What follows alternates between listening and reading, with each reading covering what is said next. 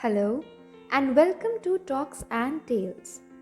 Today we're going to read I Love You, Blue Kangaroo by Emma Chichester Clark. So let's begin.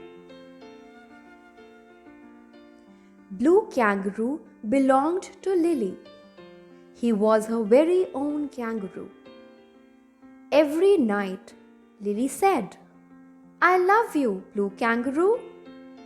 And Blue Kangaroo fell fast asleep in Lily's arms.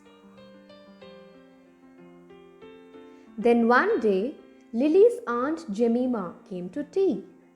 She gave Lily a wild brown bear. He was huggable and furry with wild brown eyes. That night, Lily took the wild brown bear up to bed with her. She said, I love wild brown bear. And I love you, Blue Kangaroo. Blue Kangaroo didn't sleep quite so well after that. The next Saturday, Lily's mother's friend, Florence, came to tea. She gave Lily a yellow cotton rabbit. He was floppy and fleecy with velvety ears. That night, as Lily got ready for bed, she said, I love yellow cotton rabbit.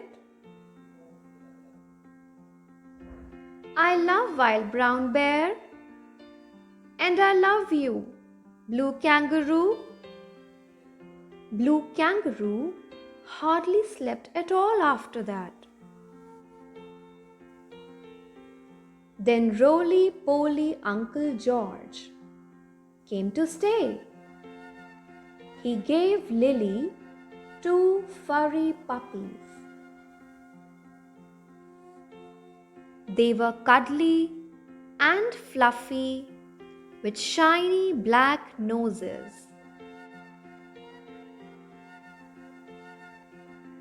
That night, as Lily put her pajamas on, she said, I love the furry puppies.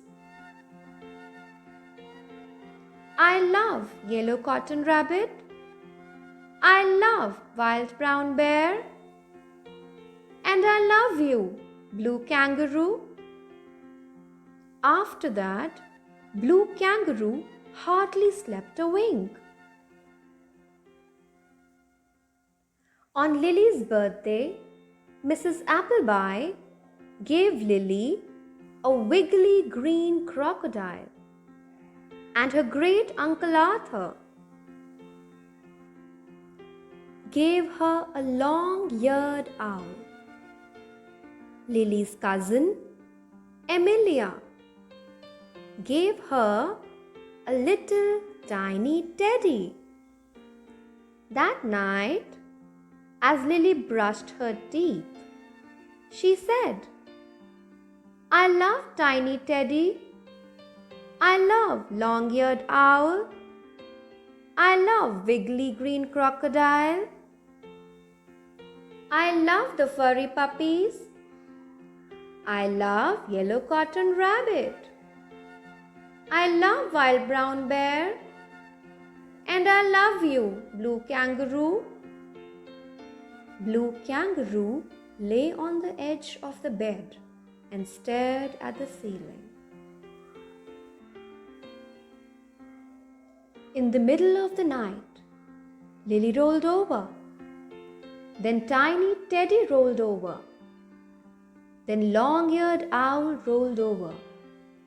Then wiggly green crocodile rolled over.